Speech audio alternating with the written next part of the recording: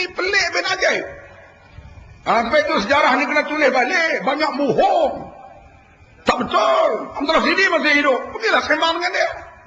Di Sekirin, Thailand. Bukan jauh pun. Nak tahu sejarah Melaya yang sebenar, jumpalah orang ni. Mariani masih hidup. Hashimidi dah meninggal. Tapi masa saya jumpa dia, dia dah uzur. Hadirin yang dihormati sekalian.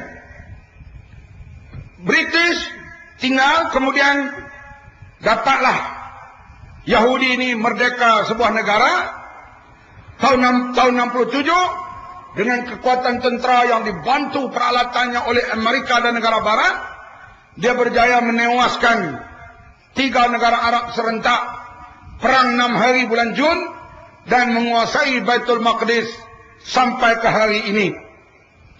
Hadirin sekalian, orang Arab pula dihalau keluar, menjadi pelarian sekarang lebih daripada 5 juta orang. Siapa nak bebaskan Baitul Maqdis ini? Kita lihat, perjuangan membebaskan Baitul Maqdis sentiasa berjalan.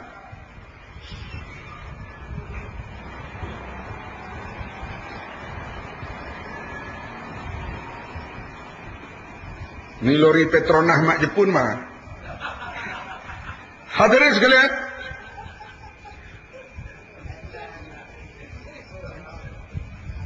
saya terlibat dalam jawatan kuasa pembebasan Palestin sudah lebih kurang hampir 20 tahun.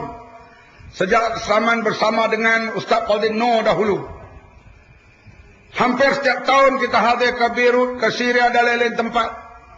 Bincang hal Palestin ini. Jawatan kuasa pembebasan Palestin terdiri dari orang Palestin. Minta maaflah. Saya dua hadir itu saya tengok kalangan mereka ni. Semayang bang ni tak ada. Kalau 10 orang, hak semayang 2 orang. Minum arak perkara biasa di kalangan mereka. Mereka lawan Yahudi lah. Lawan. Mereka susah tak lawan Israel? Susah. Mati tak mereka lawan Israel? Mati. Berani tak mereka? Berani. Tapi mereka berlawan dengan Israel bukan di atas jihad fi sabilillah. Bukan pertaruhan nama Allah, bukan pertaruhan Islam. Pertandingan perlawanan bangsa Arab melawan bangsa Israel. Ini yang saya temui mereka. Sama ada Laila Khalid, George Habas, Mat Jibril, semua itu kenalan-kenalan saya di peringkat antarabangsa. Cuma perubahan berlaku mendadak kebelakangan ini. 10-15 tahun kebelakangan ini. Terutama secara ringkasnya selepas muncul Hamas, Hizbullah, Jihad Islam. Golongan muda ini kita lihat mereka berjuang mulalah di atas nama Islam. Di Gaza sekarang ni, kalaulah bulan Ramadan ni hari Jumaat, waktu subuh, semayang subuh macam semayang Jumaat. Perubahan yang berlaku di sana sekarang. Islam mulai muncul semula. Di tengah-tengah Beirut muncul Hizbullah. Muncul Hamas di Palestin. Muncul pasukan jihad. Golongan inilah mula bertarung dengan Israel dalam masa 5-10 tahun kebelakangan ini.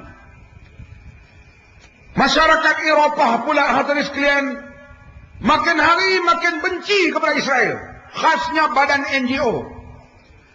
NGO Eropah, orang putih ni, dia pergi bantu rakyat Palestin, malu kita. Kita pergi hantar bantuan, dia gamak balik. Pergi hantar bantuan, tengok kamera. Dah bagi dah, balik. Untuk naksir adalah harakat, yang hak nu naksir adalah utusan dan sebagainya. Orang putih tidak. Dia pergi duduk 4 bulan, 5 bulan. Terutama musim panas. NGO ni, pokok-pokok zaitun ditanam oleh orang Arab 1000 tahun, 500 tahun dulu. Sekarang pokok zaitun itu berada di kawasan yang Yahudi tawan. Musim buah masak sekarang ni, Julai, Ogos ni, September, keluarga Arab nak pergi ambil buah itu. NGO Eropah menemani keluarga Arab ini. Dipukul, ditendang, disepak oleh tentera Yahudi. Orang putih ini tak bergerak, walaupun berdarah-darah ada di antara mereka mati.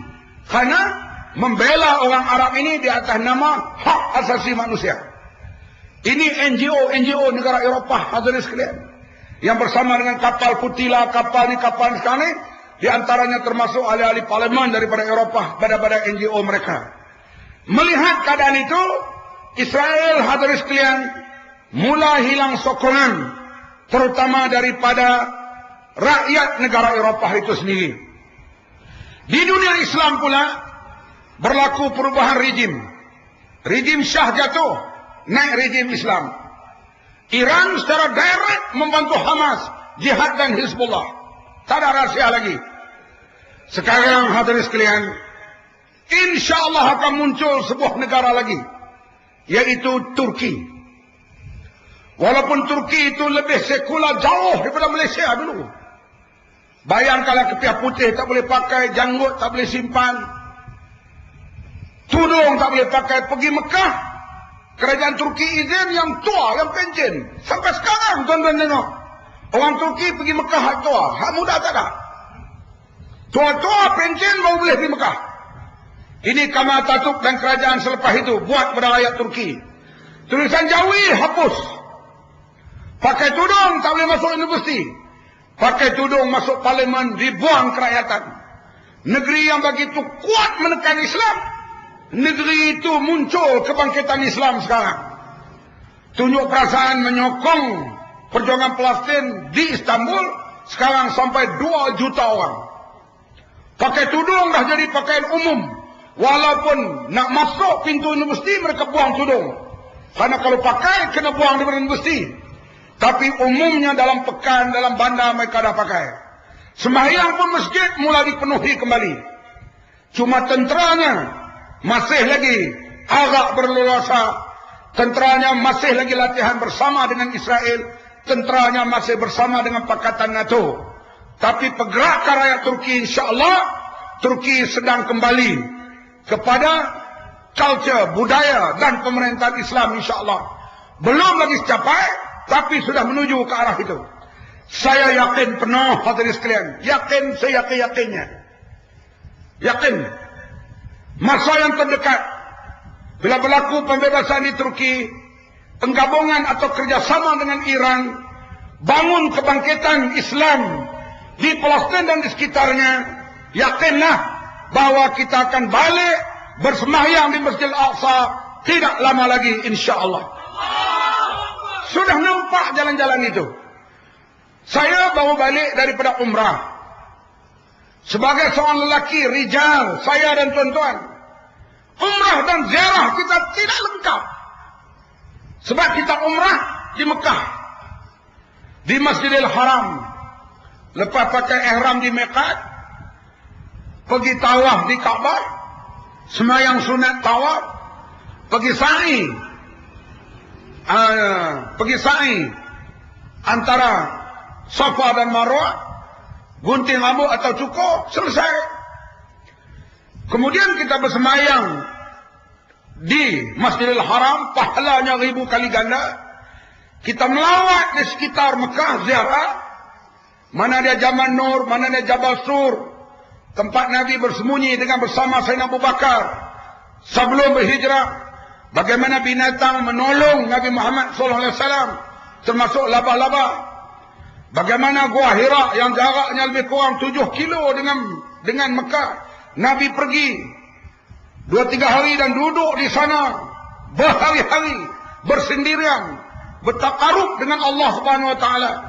Kita lihat pula kubur-kubur dan sebagainya. Kita lihat pula Arafah, Muzdalifah, Mina, tempat berlaku pertarungan Nabi Ibrahim dan Ismail dengan syaitan yang menggoda Nabi Ibrahim dan Nabi Ismail. Semua ini kita ziarah. Lepas itu kita ziarah pula ke Madinah, bersemayam di masjid Nabi. Kita pergi pula ke Uhud, kita tengok tempat-tempat sejarah. Kita pejamkan mata. Imagine, bayangkan bagaimana kerajaan Madinah yang kecil dapat menumbangkan Rom dan Parsi, kuasa besar dunia. Di atas kekuatan apa? Kita cuba bayangkan berada di Madinah itu. Keagungan pemerintahan Islam.